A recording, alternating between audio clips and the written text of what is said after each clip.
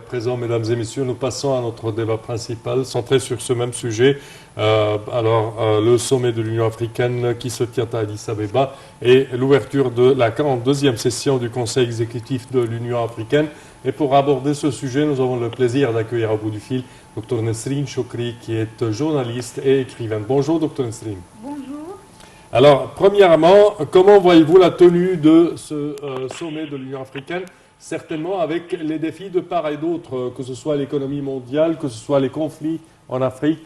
Alors, comment voyez-vous ce sommet et le rôle qu'il doit jouer au sein du continent africain? Alors, bien sûr, c'est un sommet périodique, mais aussi c'est une occasion pour les pays africains de discuter avec beaucoup de transparence, d'objectivité et de manière pragmatique, d'abord de tout ce qu'ils peuvent faire, qui est entre leurs mains en tant que ressources pour améliorer la situation actuelle, mais aussi des défis et des challenges auxquels ils font face, sachant que réellement l'Afrique est le continent qui a le moins causé les crises mondiales actuelles, qu'elles soient sur le plan économique, politique ou le plan de la santé, mais c'est le continent qui paie le plus le prix de ces crises-là sur plusieurs plans, et bien sûr cela surtout entrave en Afrique le développement durable, surtout quand on parle de tout ce qui est climat. Donc je crois que c'est vraiment un moment important pour que les frères africains discutent de toutes les options possibles pour trouver une issue ou une solution. Notons que quand même cette année, à plusieurs reprises, il y a eu des réunions à plusieurs niveaux et dans plusieurs pays qui ont permis de regrouper les pays africains et par conséquent de discuter avec plus de transparence des problèmes actuels, des défis actuels. Et j'espère que cela va permettre aux frères africains et à l'Afrique entière, entre autres bien sûr l'élite, de parvenir en quelque sorte à une sorte de complémentarité ou une sorte de compromis pour parvenir en quelque sorte de s'en sortir de la crise mondiale actuelle sans véritablement recourir à une tierce partie.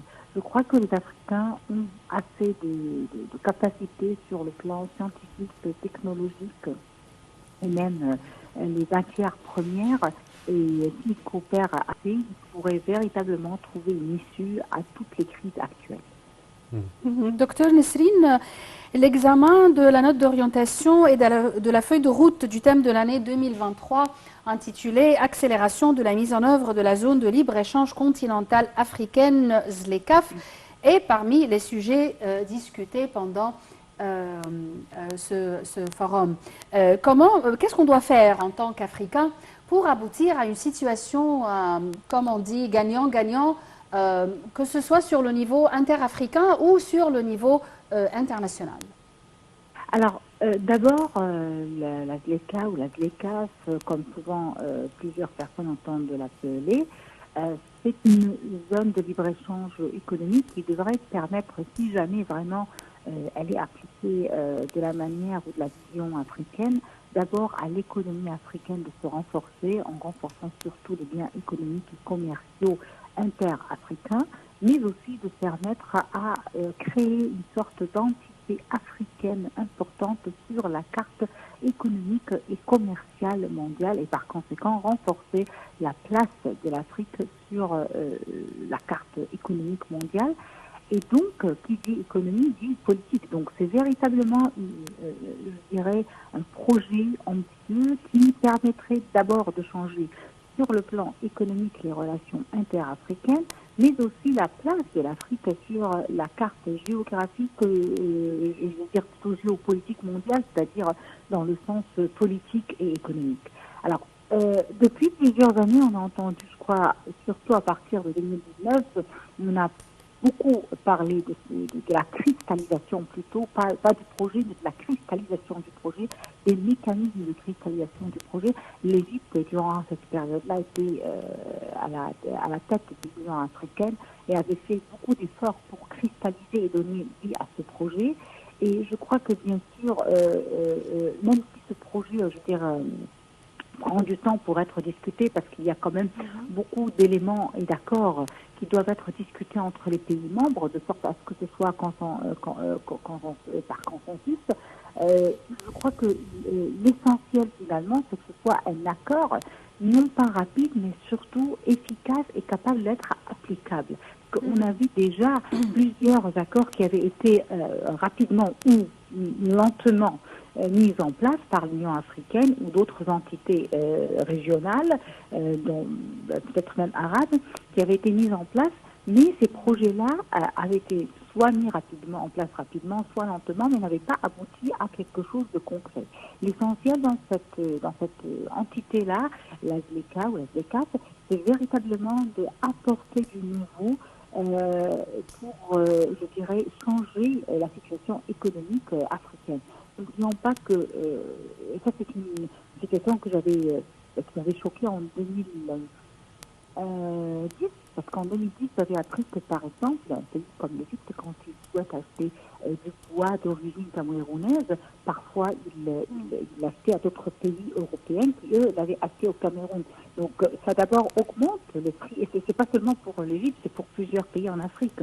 Souvent, vu qu'on n'a pas vraiment parfois des réseaux d'échange directs, on passe par un tiers parti, ce qui d'abord augmente les prix et en même temps affaiblit notre réseau africain qui peut être très puissant et très fort. Oui. Ce qui est très important, c'est qu'il y ait une volonté de complémentarité entre les Africains et que les Africains, surtout au niveau de la direction et de l'administration politique, soient conscients du fait qu'ils sont une entité efficace et influente sur la scène mondiale. Parfait. Dernière question, est-ce que vous pensez, Dr Nesrine, que ce sommet peut vraiment résulter en une feuille de route pour mener l'économie et fortifier, je dirais, l'économie africaine? En fait, ce sommet, comme certainement les autres, va, je dirais, va booster en quelque sorte cette feuille de route.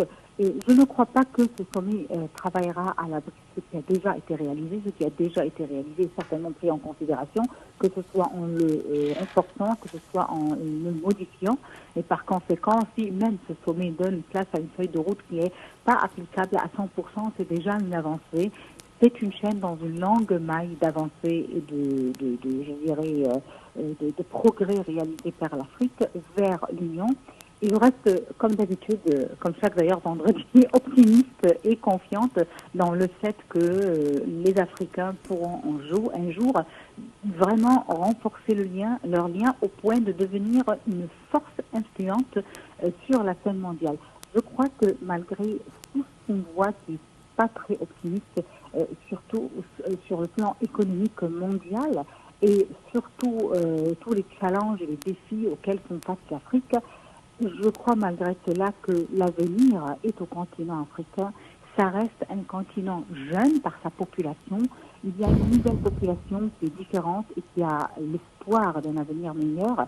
Qui croit véritablement en la force de la complémentarité de l'économie africaine. Parfait, Dr Nesrine Choukri, au terme de cette édition, nous tenons à vous remercier de vos explications. Je répète que vous êtes journaliste et écrivaine. Merci à vous. Chers téléspectateurs, au terme de cette édition, je tiens à vous remercier d'avoir été des nôtres et je tiens également à remercier ma collègue Gara. Merci Sam, merci mesdames et messieurs, merci à toute l'équipe de ce matin et à la prochaine.